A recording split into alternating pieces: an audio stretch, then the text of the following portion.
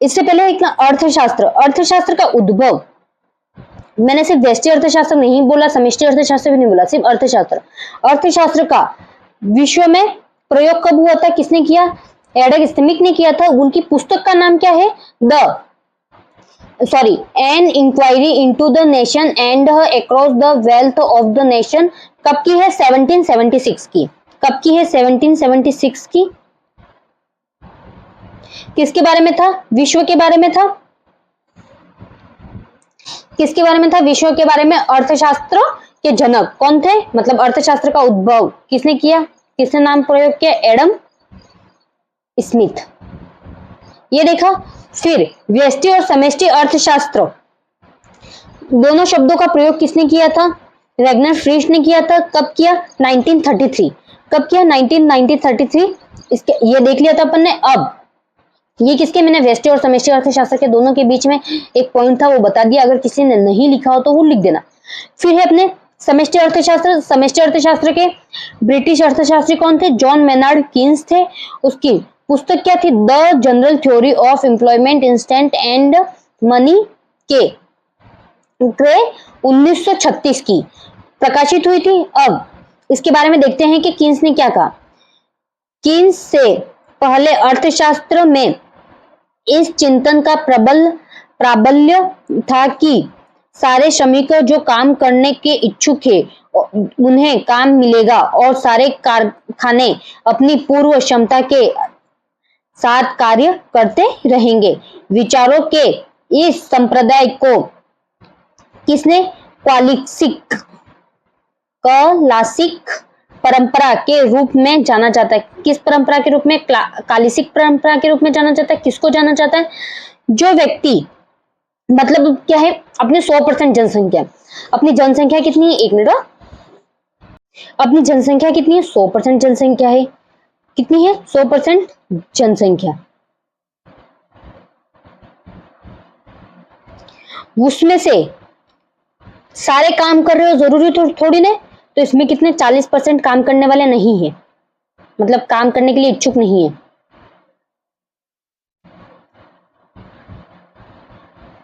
इच्छुक नहीं है। और ये क्या है, इच्छुक है। 60% जो है वो क्या है, इच्छुक है। अब ये जो काम करने वाले हैं उनको 100% माना जाएगा जब अपन काम के लिए निकालेंगे तब। इनको नहीं माना जाएगा, क्यों, ये तो काम ही नहीं करना चाहते। और ये जो विधि है, क्या जो लोग काम करने के इच्छुक है उनको अलग से निकाला जाएगा, और जिनको रोजगार नहीं मिल रहा, मतलब जो काम करने के लिए तो इच्छुक है बट उनको क्या हो रहा है, रोजगार नहीं मिल रहा है। क्या इसमें भी काम करने को इच्छुक है बट क्या हो रहा है, रोजगार नहीं मिल रहा। वो 20% हो सकते हैं जिन्हें रोजगार नहीं मिल रहा।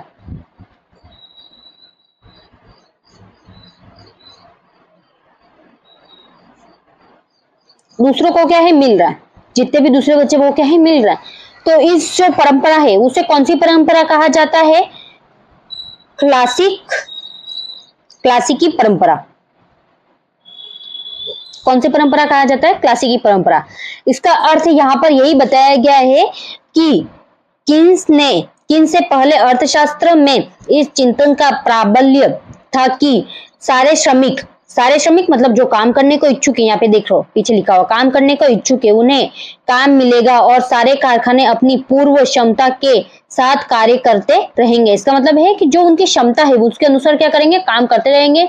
विचारों के संप्रदाय को इसको क्या कहा जाता है, क्लासिकी परंपरा के रूप में जाना जाता है।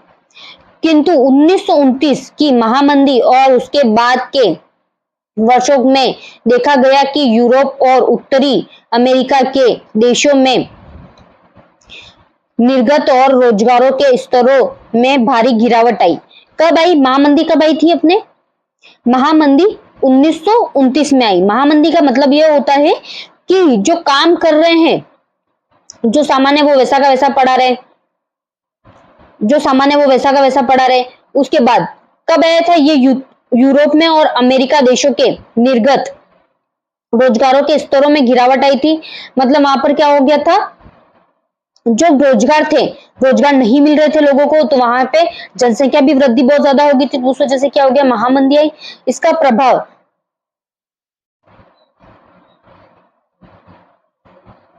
सॉरी इसका प्रभाव दुनिया के अन्य देशों पर भी पड़ा। बाजार में वस्तुओं की मांग कम थी, बाजार में क्या हो गई, वस्तुओं की मांग कम हो गई और कई कारखाने बेकार पड़े थे। कई कारखाने क्या हुए, बेकार पड़े रहे। श्रमिकों को काम से निकाल दिया गया। क्यों श्रमिकों को काम से क्यों निकाल दिया गया? जब वो कंपनी ही नहीं चलेगी, कंपनी में घाटे में चलकर तो वो लोगों को काम थोड़ी ना देगी, काम देगी तो उनको पैसा भी तो देना पड़ेगा, वो पैसे कहाँ से लाएगी? तो इस वजह से क्या किया उन्होंने, श्रमिकों को क्या मिल रहा था, काम नहीं मिल रहा था और जो कंपनियां थी, कारखाने भी बंद हो गए। संयुक्त राज्य अमेरिका में 1929 से 1933 तक बेरोजगारी की दर 30% से बढ़कर 25%। बेरोजगारी की दर की परिभाषा इस प्रकार की जा सकती है। मतलब क्या, पहले 3% थी, मतलब जो पहले लोग काम नहीं कर रहे थे वो कितनी थी, 3% थी। बट जब 1929 और 1933 के मध्य महामंदी आई तो उस टाइम कितनी होगी, 25% ऐसी जनसंख्या होगी जिनको रोजगार नहीं मिल रहा था। अब तुम सोच लो कि 3% से 25% हो जाना मतलब बहुत ज्यादा हो गया। ये इतने लोगों को रोजगार नहीं मिलना मतलब हालतें खराब हो जाना, बिल्कुल ही, मतलब देश की अर्थव्यवस्था बिल्कुल ही खराब हो जाएगी, सब कुछ तहस नहस हो जाएगा। फिर इसके बाद लास्ट इसका पॉइंट, अगला पॉइंट है कि लोगों की जनसंख्या जो काम करने को इच्छुक है किंतु काम नहीं करते हैं, में लोगों की कुल संख्या जो काम करने को इच्छुक है और काम करते हैं से भाग देकर जो भागफल प्राप्त होता है उस रूप में प्राप्त किया जाता है। इसका मतलब यह है कि जो काम करने को इच्छुक है, इसका मतलब क्या है, अगर इसको निकालना हुआ तो काम करने को इच्छुक, लोग बटा काम कर रहे हैं,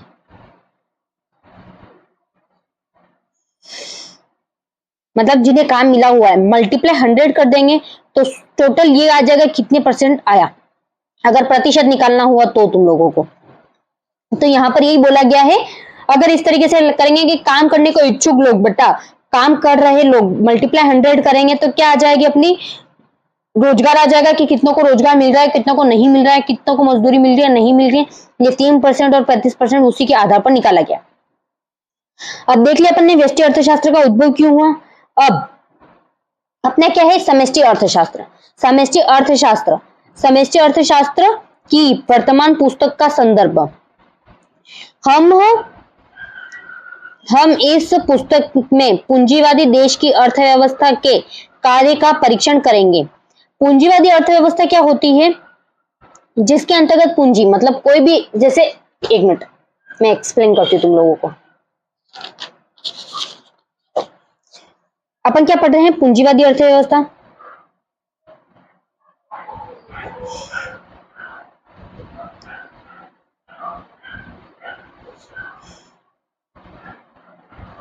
अब मुझे बताओ, कोई भी व्यक्ति है, ये व्यक्ति है, ये क्या है, व्यक्ति, वो क्या करता है, काम करता है, काम कर रहा है, ये क्या कर रहा है, काम कर रहा है।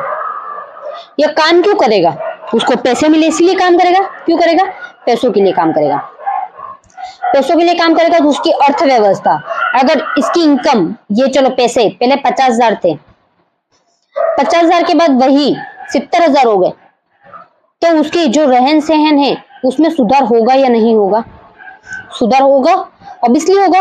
क्यों होगा, क्योंकि उसकी इनकम क्या हो गई, अब ज्यादा हो गई। तो वैसे ही ये कोई कंपनी है, ये क्या है, कंपनी। कंपनी काम क्यों करती है, कंपनी में जो कंपनी खोल रहा है व्यक्ति क्या कर रहा है, व्यक्ति कंपनी खोल ली, वो किसके लिए कर रहा है, लाभ कमाने के लिए कर रहा है कि नहीं कर रहा है, लाभ, वो कुछ पूंजी का निवेश कर रहा है, बट वो क्या चाहता है कि मैंने जितनी इन्वेस्ट की उससे क्या हो, मुझे ज्यादा प्राप्त हो। तो वो क्या हो रहा है, लाभ कमाने के लिए कर रहा है। वो लाभ कमाएगा तो उसको, ये इतनी बड़ी कंपनी वो अकेला चला सकता है क्या, नहीं, उसको किसको रखना पड़ेगा, व्यक्ति को रखना पड़ेगा। तो इससे क्या हुआ कि इस कंपनी में 100 व्यक्तियों की आवश्यकता होगी, बट चला कौन रहा है, एक व्यक्ति चला रहा है। कौन चला रहा है, एक व्यक्ति चला रहा है, चला एक व्यक्ति रहा है, और जरूरत कितने व्यक्तियों की, 100 व्यक्तियों की। तो इन 100 व्यक्तियों को रोजगार मिलेगा कि नहीं मिलेगा, और ये जो 100 व्यक्तियों को रोजगार मिलेगा वो कौन सा, ये एक व्यक्ति दे रहा है। और वो कौन सी, पूंजीवादी अर्थव्यवस्था है, मतलब खुद पूंजी लगाएगा, और फिर दूसरों के लिए भी रोजगार उपलब्ध कराएगा। तो इससे क्या होगी, पूंजीवादी अर्थव्यवस्था, मतलब पूंजी इंपॉर्टेंट है, पूंजी पूंजी से ही बनती है। जैसे तुम लोगों ने देखा होगा, तुम कहीं शॉप पे जाते हो, शॉप पे जाओ या फिर बैंक से, तुम लोगों ने कितने बैंक से 15,000 रुपए निकाले हैं, सोच लो। क्या क्या बैंक से निकाले 15,000। अब तुम लोगों ने वो क्या किया, दुकान पर जाके दिया। तुम सोचो, तुम्हारे जो है किराने की शॉप पे जाके दे दिया तुमने, किसने, किराने की शॉप पे जाके तुमने 15,000 दे दिया। अब उस किराने की शॉप वाले के पास क्या है, किराने का सामान है, उसको दूसरी चीजों की भी तो जरूरत होगी। अब तुम्हारे पास क्या है, कपड़े हैं, क्या है, कपड़े। तो वो जो व्यक्ति है वो किसके पास आएगा, तुम्हारे पास आएगा कपड़े लेने के लिए। तो वो ऐसे ही अर्थव्यवस्था चलती रहती है। जैसे एक व्यक्ति से दूसरे व्यक्ति के पास, दूसरे व्यक्ति से दूसरे व्यक्ति के पास, दूसरे व्यक्ति से दूसरे व्यक्ति के पास, दूसरे व्यक्ति से दूसरे व्यक्ति के पास, दूसरे व्यक्ति से दूसरे व्यक्ति के पास, उसके बाद वापस से जहां आएगी वहीं चली जाएगी। मतलब जब एंडिंग सोर्स हो गया तो वहां पर खत्म हो जाएगी, कहां पर, बैंक में जाकर। जिसके पास ज्यादा पैसे होंगे वो क्या करेगा, बैंक में जमा कर देगा। जैसे एक कंपनी क्या की इस व्यक्ति ने चलाई, चलाने के लिए उसने कहां से, बैंक से पैसे लिए। कहां से पैसे लिए, बैंक से पैसे लिए। बैंक से पैसे लिए, फिर उसने क्या किया, इन व्यक्तियों को दिए, जो व्यक्ति उसके वहां काम कर रहे थे वो। और ये जो सामान बन रहा है, है ना, ये सोच लो कि किराने का ही सामान बन रहा है। क्या बन रहा है, किराने का सामान बन रहा है। तो इसने किसको दिए, कारीगरों को पैसे दिए। कारीगर ने जाके किसको पैसे दिए, जो कारीगर है वो किसको पैसे दे रहा है, आगे किसी व्यक्ति को पैसे दे रहा है ये सामान लाने के लिए। वही सामान, वो सामान जो है किराने वाला, मतलब ये जो व्यक्ति है वो किसको दे रहा है, जो शॉप पे है वो जिस किराने से सामान लाता है वहां पर दी। फिर ये किराने वाला भी तो कहीं से सामान लाता होगा ना, होलसेल में, वो उसने वहां पे दिए। फिर ये वापस उससे भी बड़ा कोई होलसेलर होगा, उसने वहां से खरीदा होगा। इसने वापस से उससे बड़ा होलसेलर, उससे बड़ा होलसेलर, और ये सीधा कंपनी से खरीदता होगा माल। तो ये सारा पैसा वापस उसको मिला या नहीं मिला, मिला ना। इसी तरीके से चलता रहता है सर्कल की तरह, वही पैसा वापस आता रहता है। और ये वापस जाके ये कहाँ जमा कर देगा, बैंक से जमा करेगा। अगर बैंक में लोन लिया होगा तो उसको बैंक में लोन जाके जमा करेगा। इस वजह से पूरी पूंजीवादी अर्थव्यवस्था है वो क्या होती है, चलती रहती है इसी तरीके से।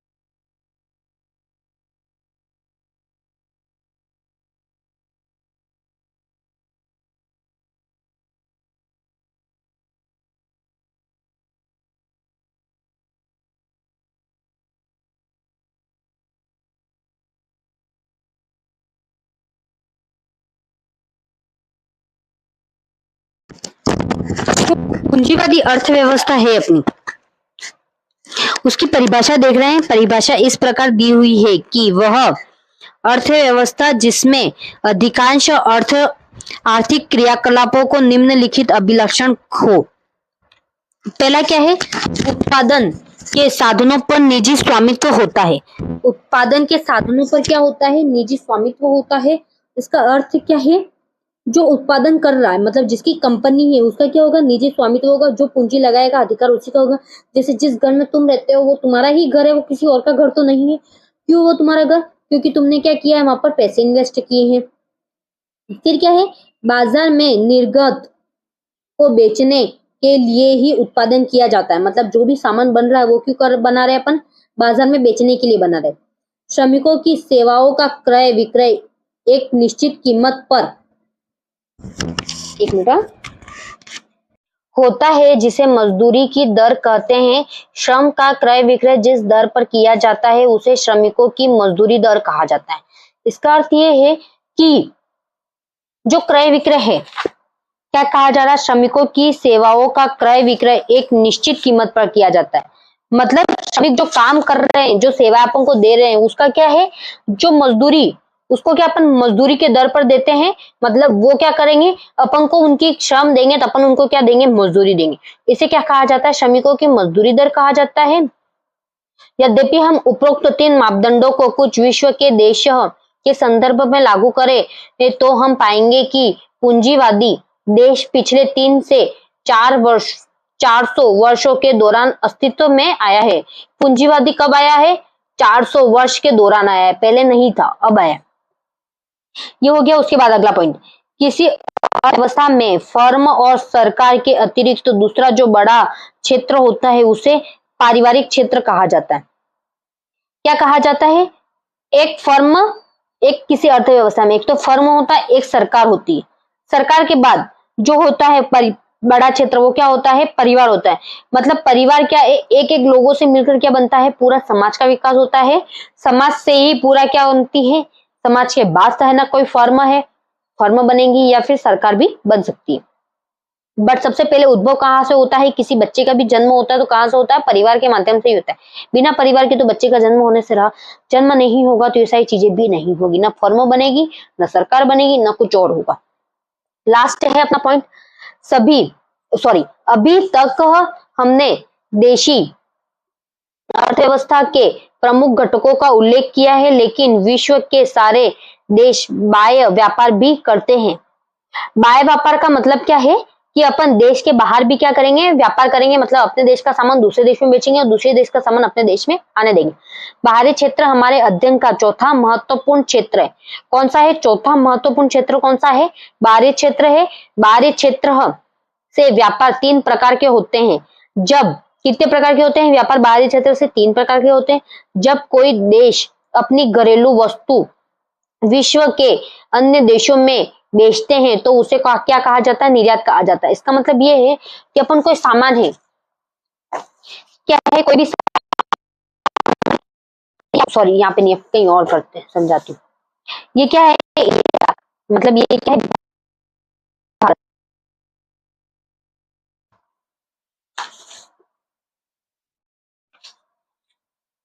ये क्या है? भारत। और